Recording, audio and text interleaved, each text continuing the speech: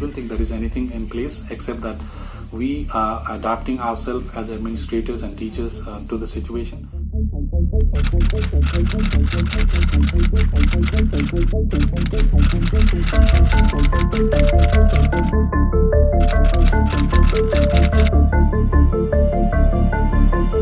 Our university, it shut down on the month of March 2020 and it's May 2021 now, and so far there has been no notification of when will it reopen, and considering the present situation, we do not think it's going to reopen either.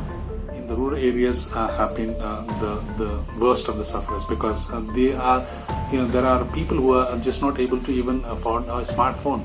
And even if they afford a smartphone, the connectivity, as I said earlier, is very, very poor, and they are just not able to cope up with this development of the online teaching process that we talk about today. So there were certain classes, like WhatsApp classes, that we weren't even awake for. We could just give our attendance, and our teachers would send us notes whenever they had time. Those were classes.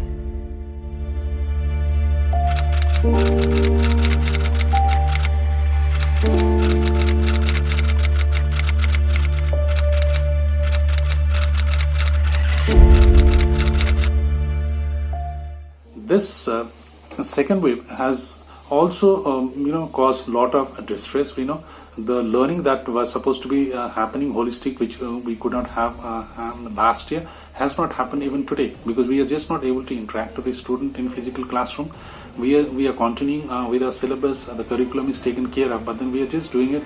The students are writing the exam, but I don't think any teacher or the student would be happy to go on like this, because the learning has not definitely been holistic in any nature, because of the lack of the physical classroom and face-to-face interaction.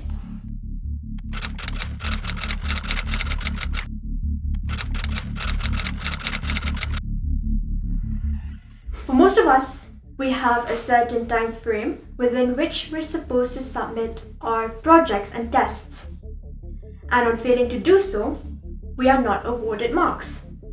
But because of the frequent power cuts and unstable internet connection, we usually fail to do so, and this affects our credibility. Our study material at the moment is limited to notes, audio notes, and presentations. What among those make us think and learn?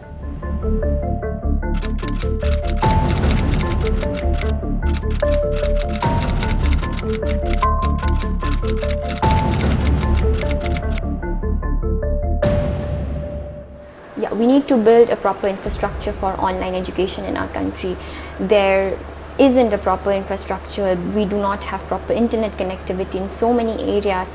We do not have the proper technical devices. There is a division when it comes to technical devices in our countries. Now, if you look at pandemic as such, it's been more than a year. And last year, when the pandemic started and the lockdown was announced, we are caught unprepared, be it the teachers, the administrators, or the students. And we had to shift to this online system, which we are not actually knowing too much about it. But we shifted. There was initial hiccups. We were not prepared for this, but we started learning slowly. But if it comes to, if you talk about this year, I think we are better prepared.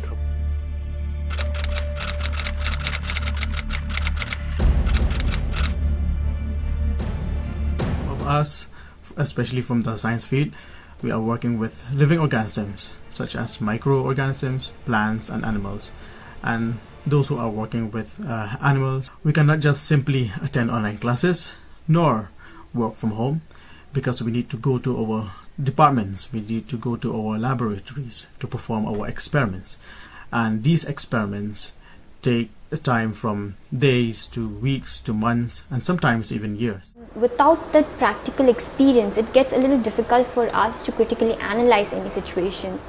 So trying to understand things just merely with the help of a screen, or just by looking at a screen and the teacher on the other end trying to explain certain subjects, so that really does hamper our understanding or our learning of any subject or any topic for that matter.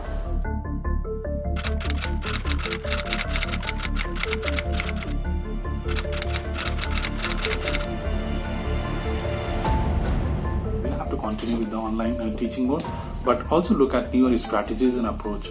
We need to be more proactive. And this proactive, what I mean is, we'll have to help the students come out of these, stress and the panic, because the isolation that they are facing, the confinement that they're facing is not helping them in any way. But we'll have to come to their rescue in a way that we try to take them out of this confinement and give them newer, ideas, new ways, new platforms, and more evolved and larger scope to deal with the students and in the teaching activity. And in the meantime, also look for new avenues. It's just not attending classes or teaching. We need to look at newer avenues where we enjoy passing our time. And these avenues can be there. If one loves to play music, start playing. If one loves to listen to music, if you love painting, start painting. If you like writing, start writing something. This is how you can really spend your time in a good way, because this is the only way we can keep ourselves and our mind occupied and reduce on the panic or the stress that we are feeling.